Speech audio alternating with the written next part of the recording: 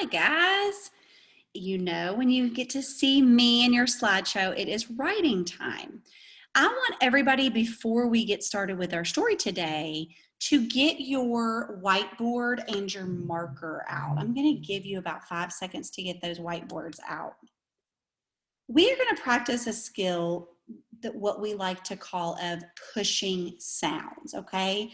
Now I am going to give you a word and we're going to practice pushing it into 3 boxes. When you see these boxes, you will know that there is going to be one letter in every one of these boxes, and that's going to tell me if I have my sounds correctly. My first word that we're going to push is dog. What do you hear at the beginning of the word dog? You got it, a D. So Miss Latham is going to put her D in that first box, okay? D, ah, ah, ah, ah, ah, ah, ah, ah, ah. D, ah, ah, ah, octopus. Very good. I'm going to put it in there. Dog, g, g, g, d, og. When I'm pushing and I'm saying those words very slowly, d, og. Very good. I'm going to put my G in there. All right, we're going to do one more. We're going to do this every day during our writing time.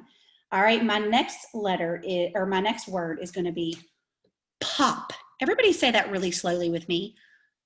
Pop. Very good. What do we hear at the beginning of that word? Pop. P, p, p. Very good. We hear a P. P, ah, p, p, ah, ah, ah. Oh, very good.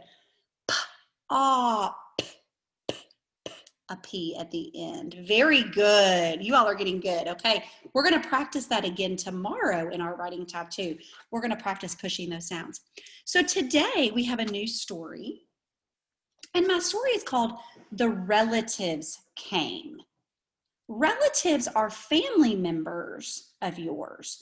Now in this story, their relatives live far, far away. So they don't get to see them very often. So they have relatives that come in one time a year in the summer to come and see them. So they miss them while they're not with them because they're far, far away.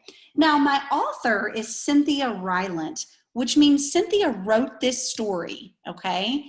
My illustrator is Stephen Gamble, which means Stephen drew the pictures. The illustrator of our story draws the pictures.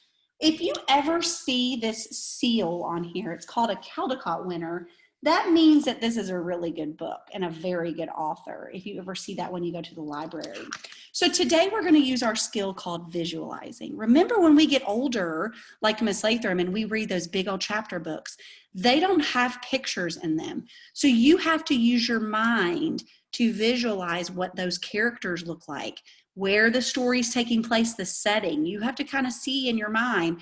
If I'm reading a story about school and on the playground at school, in my mind, I automatically think of what the swings look like, what the slides look like, what the monkey bars look like. So I'm visualizing in my head what those things look like. So I'm not going to show you the pictures today, okay? And I'm not going to read the whole story. You kind of know the drill because we do this every week. It was in the summer of the year when the relatives came. They came up from Virginia. They left when their grapes were nearly purple enough to pick, but not quite. They had an old station wagon that smelled like a real car, and in it they put an ice chest full of soda pop and some boxes of crackers and some bologna sandwiches. And up they came from Virginia. They left at 4 in the morning when it was still dark before even the birds were awake. They drove all day long and into the night, and while they traveled along, they looked at the strange houses and different mountains, and they thought about their almost purple grapes back home. They thought about Virginia, but they thought about us too, waiting for them. So they drank up all their pop and they ate up all their crackers and they traveled up all those miles until finally they pulled into the yard. It was hugging time. Talk about hugging.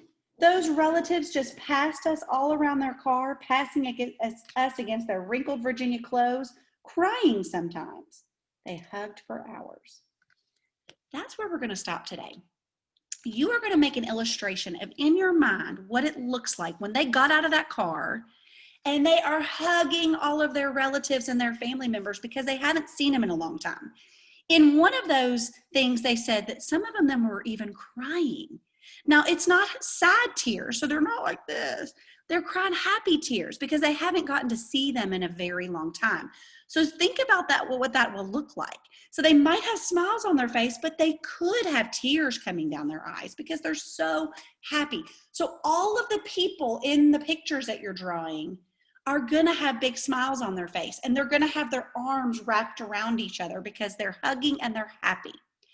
You are gonna write me one sentence about your illustration. They were hugging. They were happy. Something about your picture. I want a beginning, I want the capital letter at the beginning, and I want finger spaces, and I want a period at the end. When I'm using my sounds, okay, we talked about this a lot last week. I might not get it spelled correctly. So mom and dad, when you see this, you're not going to say, Miss Latham's crazy, this word is not spelled correctly. We're using our sounds to write our word, okay? So when I'm pushing that word hugging, I'm going g, g, g. And I know ing is I-N-G, okay? I'm using my sounds to write those words, and I'm saying them very slowly. When I'm writing my sight word they, I'm saying it slowly, okay? Make sure that you send a picture of that or you put it in your Google Slides to your teacher. See you again tomorrow. Bye.